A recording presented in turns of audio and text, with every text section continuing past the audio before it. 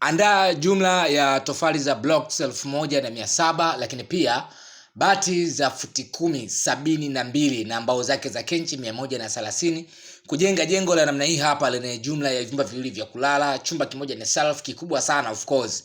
Naposema kikubwa sana basi ninamaanisha, lakini chumba kingine ni cha kawaida ambacho ni chumba ni single, lakini kuna choo cha public, sebule pamoja na jiko. Ila kuna ongezeko la chumba cha biashara kwa maana ya chumba cha frame ya biashara eneo la mbele la jengo, kama ambavyo mmeweza kutazama katika picha hapo. Nafikiri upande wa pili hapa nakuja kukueleza katika mpangilio wake namna ambavyo inaweza kuonekana. Jengo ni zuri sana of course na linapendeza kulijenga kijijini, kulijenga mjini. As long as utakapokuwa unalijenga basi utakuwa na uhitaji wa frame ya biashara ambayo itakufanya either wewe mwenyewe au hata msaidizi wako kwa maana mke wako asipige dolo sana nyumbani, basi awe na sehemu ya kufanya biashara. Majengo na namna hii hapa sishauri kwamba ulijenga kokote, hapana, bali unatakiwa kujua ya kwamba eneo hilo unaoenda kujenga kuna uhitaji wa kuwa na frame ya biashara. Kama kuna uhitaji wa kuwa na frame ya biashara basi hii inafaa sana, na mara nyingi huwa ninakuwa natoa ushauri kwa sababu mtu anaweza kaamua sasa kuipenda tu namna gani ilivyo na namna ambavyo anaona ilivyo inaweza kumpa faida yeye bila kujua kama kiwanja chake kinaweza kikampa faida kwa uhitaji wa frame ya biashara au la.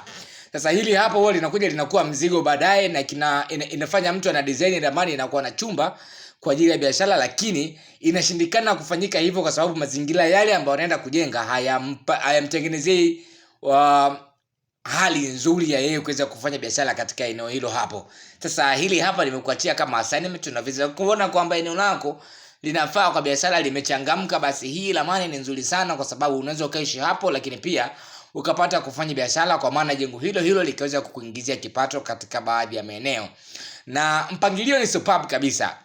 Tunajua kabisa kwamba kama mtu atakuwa ana jengo lake ambalo lina frame biashara, huwa linakuwa ina idadi ya watu wengi ambao wanafika hapo. Sasa ili iwe rahisi kuweza kuwa manage watu hao, ndio maana tumeweza kudesign jengo katika namna hii hapa, ili hata kama utaamua kutenganisha kati ya wateja wako na watu wako wanaishi ndani, unaweza ukatengeneza fence, lakini jengo lako la biashara lote likabakia nje ya jengo. Umeona hii ndio ambayo inafanya jengo hili kuwa zuri zaidi, na ninapokuwa nalielezea basi ninakuwa ninafurahi na ninamaanisha kwamba kama kuna mtu atakuwa anahitaji kupata jengo la biashara basi hili hapa ni zuri na litamfaa sana. Kumbuka ramani kama hizi na zingine nyingi zote tunazoweka katika mitandao mbalimbali ya kijamii, lakini huwa zinaandaliwa pia kulingana na mahitaji ya wateja. Kwa hiyo hata wewe hapo una uwezo wa kutupatia mahitaji yako na sisi tukakuandalia ramani vile vile unavyohitaji wewe. Inawezekana.